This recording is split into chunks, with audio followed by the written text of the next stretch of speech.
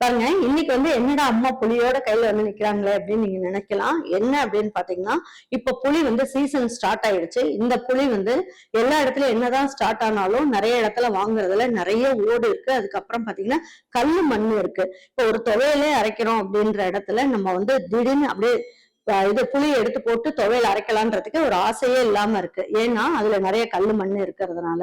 இப்போ நம்ம கிட்ட இருக்க புளியில வந்து பாத்தீங்கன்னா கல்லு மண் எதுவுமே இருக்காது.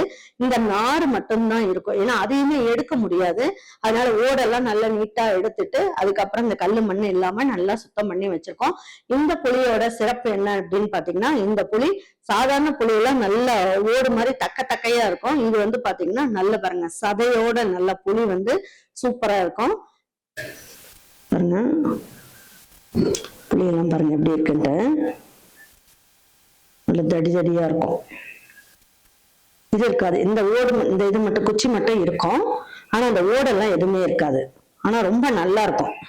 புளி வந்து நல்லா தரமா சூப்பரா இருக்கும் பாருங்க.